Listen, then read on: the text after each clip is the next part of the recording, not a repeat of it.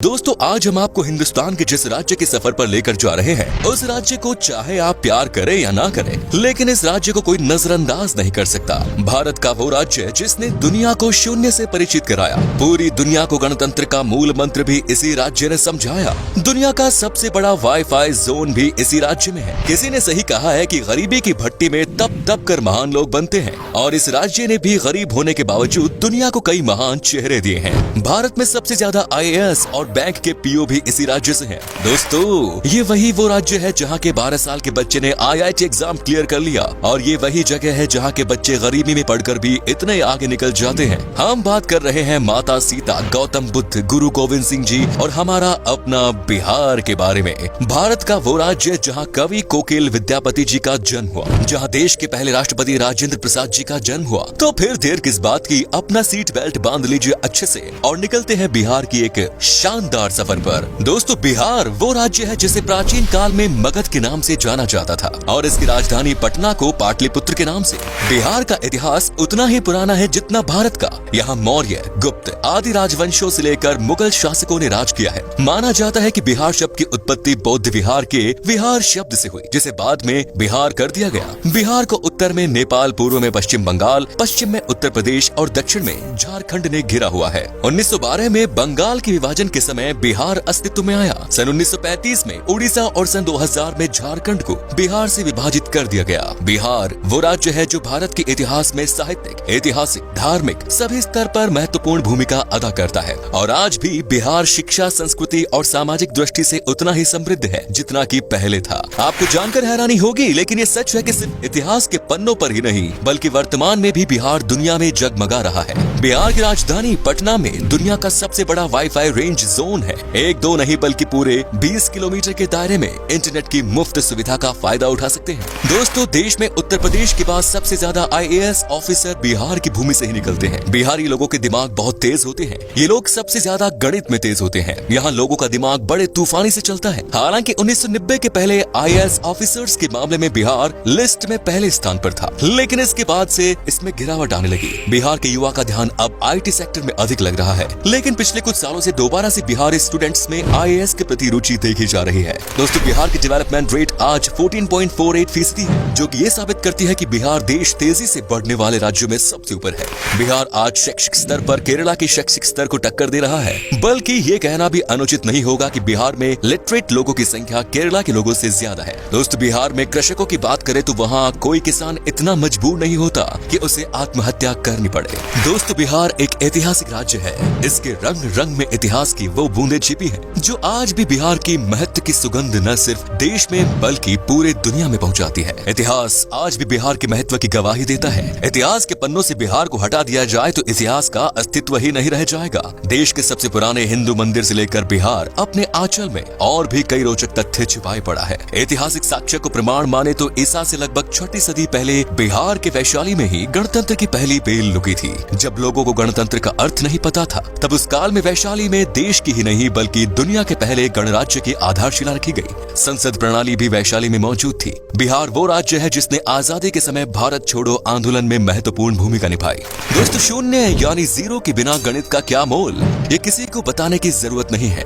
दुनिया को शून्य देने वाले आर्यभट्ट जी का जन्म भी बिहार में ही हुआ था। शायद यही कारण है कि आज भी बिहार के लोग गणित में माहिर होते हैं, और आज भी गणित में यहाँ के लोगों की कोई बराबरी नहीं। बिहार ही वो जगह है जिसने चाणक्य जैसा इकोनॉमिस्ट, चंद्रगुप्त और अशोका जैसा राजा, बुद्ध और महावीर जैसा धर्म प्रवर्तक, आर्यभट्ट जैसा वैज्ञानिक और शेर शाह जैसा शासक दुनिया को दिया। भारत एक ऐसा देश है जहाँ क्रिकेट किसी धर्म से कम नहीं, और MS धोनी का नाम इस धर्म के सबसे पॉपुलर पन्नों में से एक। MS धोनी का जन्म रांची में हुआ था, जो कि पहले बिहार का हिस्सा हुआ करता था। धोनी को लोग आज भारत के सबसे सफल क्रिकेट कप्तान और महान खिलाड़ी के रूप में देखते हैं। सिखों के 10वें गुरु गुरु गोविंद सिंह का जन्म भी बिहार में ही हुआ, और सिखों का पवित्र स्थान हरमिंदर तख्त पटना में है। आपको बता दें कि दुनिया का सबसे पुरानी यूनिवर्सिटी नालंदा यूनिवर्सिटी और तक्षशिला यूनिवर्सिटी भी बिहार में ही है। यहाँ पहले विदेशों से भी लोग पढ़ाई करने आया करते थे। दोस्तों माता सीता की जन्मभूमि भी एक समय में बिहार में ही थी, जो आजकल नेपाल का हिस्सा हो गया। आपको बता दूं कि जनकपुर में ही माता सीता पैदा हुई, और तब ये बिहार हुआ करता था जहाँ पर भगवान राम जी आए थे। दोस्तों बिहार के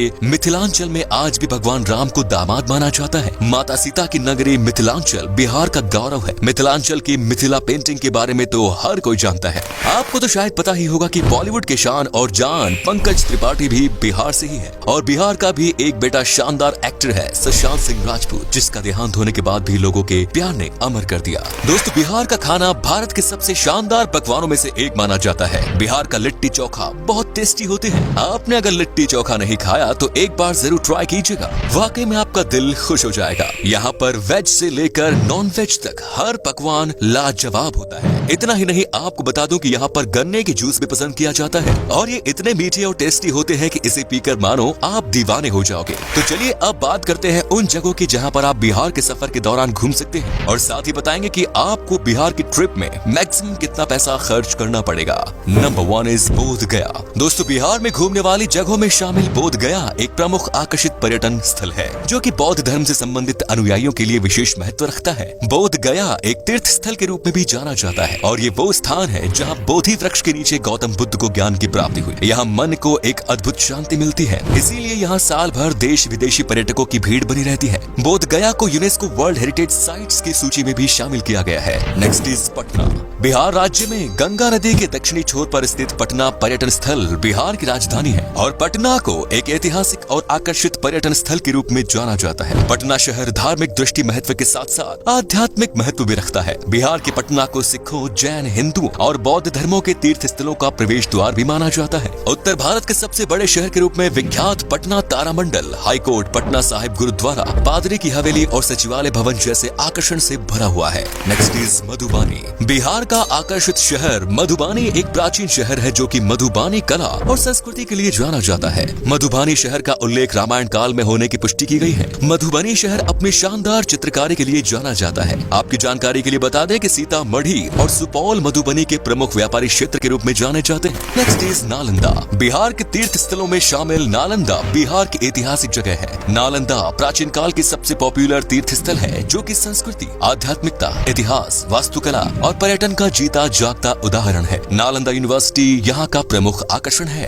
नेक्स्ट इज वैशाली। वैशाली तीर्थ स्थल बिहार का वो धार्मिक स्थान है जहाँ भगवान महावीर का जन्म हुआ। वैशाली बिहार का एक छोटा सा जिला है जो कि बौद्ध, जैन और हिंदू धर्म से संबंधित अनुयायियों के लिए एक तीर्थ स्थल के रूप में जाना जाता है। माना जाता है कि वैशाली नाम महाभारत काल से संबंध रखता है जो कि राजा विशाल के नाम पर रखा गया। Next is Munger. बिहार के मुंगेर पर्यटन स्थल मिडलैंड के नाम से भी जाना जाता है। ये मुंगेर के प्रसिद्ध मंदिर पूरे देश में प्रसिद्ध है और अपने यहाँ आने के लिए पर्यटकों को आकर्षित करते हैं। मुंगेर को Bihar school of yoga seat के लिए भी जाना जाता है। मीर कासिम की राजधानी के रूप में जाना जाने वाला मुंगेर शहर अपने प्रमुख आकर्षण श्री कृष्णा वाटिका, सीताकुंड, मन पत्थर और दिलवरपुर जैसे आकर्षण के लिए बहुत प्रसिद्ध है। Next is Muzaffarpur. बिहार के प्रमुख आकर्षण में शामिल मुजफ्फरपुर बागमती और लखनदेई नदियों के पास स्थित एक सुंदर शहर है। यहाँ की लीची सबसे पॉपुलर है। मुजफ्फरपुर बिहार की राजधानी पटना से लगभग 71 किलोमीटर दूर है। वज्जिका भाषा मुजफ्फरपुर में सबसे अधिक बोली जाने वाली भाषा है। Next is Bhagalpur. बिहार की सिल्क सिटी के नाम से प्रसिद्ध भागलपुर एक ऐतिहासिक शहर है जो कि पावन गंगा नदी के दक्षिणी तट पर स्थित है। भागलपुर बिहार का तीसरा सबसे बड़ा शहर होने के अलावा यहाँ के प्रमुख शैक्षणिक संस्था के लिए भी जाना जाता है। भागलपुर के प्रमुख आकर्षण विक्रमशिला